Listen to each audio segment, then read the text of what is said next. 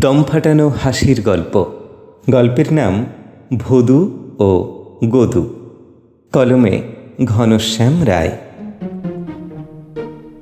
ভদু ফোরে পড়ে। ওর বয়স 14-15 হবে। গোপালনগরের তিড়িং বিড়িং স্কুলে সে পড়ে।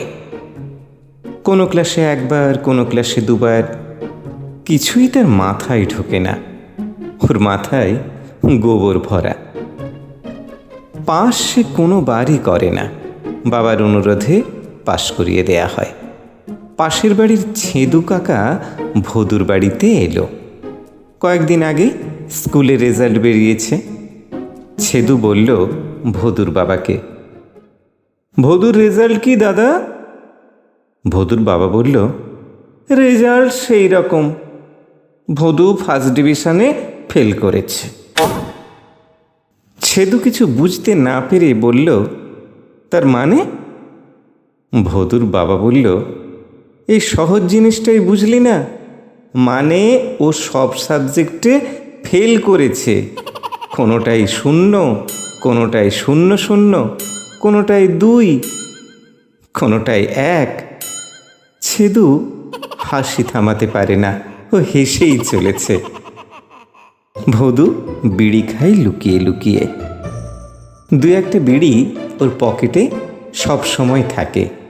সেদিন স্কুলের ক্লাসে ছেঁড়া পকেটের ফাঁক দিয়ে একটা বিড়ি নিচে পড়ে যায়।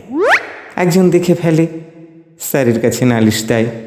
স্যার ক্লাসে আসার আগেই সে বিড়িটা শুকটান মেরে বাইরে ফেলে দিয়েছে। স্যার ক্লাসে এলেন আর বললেন, এই ভদু, তুই নাকি বিড়ি খাস? ভদু বলল, স্যার বিড়ি আমি চিনিই না, বিড়ি দেখতে কেমন স্যার? স্যার রেগে গেলেন, বললেন, ন্যাকামো হচ্ছে? বলেই কঞ্চির লাঠি দিয়ে 2-4টা কষে দিলেন। ভদু এমড় ওমড় করায় ছেঁড়া প্যান্টের ফাঁক দিয়ে একটা বিড়ি নিচে পড়ে গেল। স্যার বলল, তোর পকেট থেকেই বিড়ি পড়ল যে? ভদু বলল, বিড়িটা আমার না স্যার, ওটা আমার বাবার। স্যার বললেন, তোর বাবার মানে? বাবা ভুল করে আমার পকেটে রেখে দিয়েছে স্যার। বাবারও আমার মতো একটা প্যান্ট আছে তো, সেই রকম। স্যার হাসি থামাতে পারলেন না। উনি হা হা করে হাসতে হাসতে বললেন, এমন দুষ্টু ছেলে উনি জীবনে দেখেননি। সেদিন ছিল ভদুর জন্মদিন। ভদুর বাবা বাজার থেকে কেক এনেছেন। ভদুর 2-4 জন বন্ধু এসেছে জন্মদিনে। টেবিলের উপর কেক রাখা হয়েছে।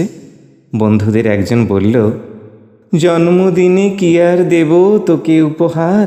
ভদু বলল, টাকা দিবি 1000,000।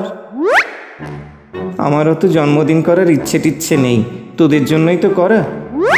ভদু পুরনো জামা প্যান্ট পরেই রেডি হয়ে গেল। তারপর ও মাছ কাটার বড় একটা বঁটি নিয়ে এলো। বন্ধুরা বলল, ওটা দিয়ে কি হবে? ভদু বলল, কেন, কেক কাটবো না? সবাই তখন হেসে একদম লুটোপুটি খেতে লাগলো। একবার ভদুর গ্যাস ও পাতলা পায়খানা হলো। ডাক্তারের কাছে তাকে নিয়ে যাওয়া হলো। পেট ব্যথায় সে কাতরাচ্ছে। ডাক্তার চেক আপ করলেন, বললেন, এই ট্যাবলেটটা খেয়ে নে, একটু পরে ইঞ্জেকশন দেব। ভদু ট্যাবলেটটা খেলো। তারপর বলল, ডাক্তারবাবু কাজ হয়ে গেছে। ডাক্তারবাবু বলল, কাজ হয়ে গেছে মানে?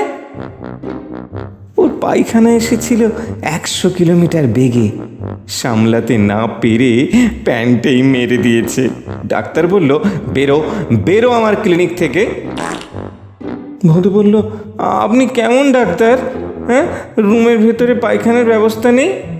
ডাক্তার দূর করে ওকে তাড়িয়ে দিল।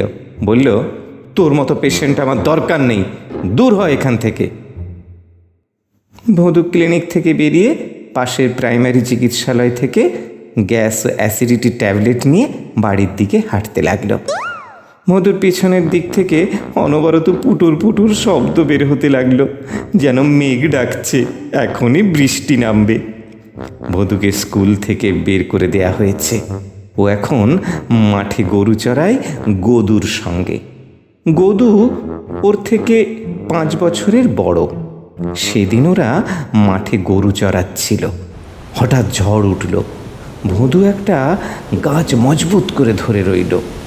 গদুকে দূরে উড়িয়ে নিয়ে গেল। ঝড় থামলে ভদু 2-4 জন লোক নিয়ে গদুকে খুঁজতে বেরোলো। পাশের গ্রামে গিয়ে ওরা দোকানে রাস্তায় গদুর খোঁজ করতে লাগলো। এক দোকানদার বলল, দেখতে কেমন? দেখতে ছাগলের মতো। দোকানদার বলল, ছাগলের মতো মানে? ওর ছাগলের মতো দাঁড়িয়ে আছে, দেখতেও ছাগলের মতো কালো। সে কথা শুনে সবাই একেবারে হো হো করে হাসতে লাগলো।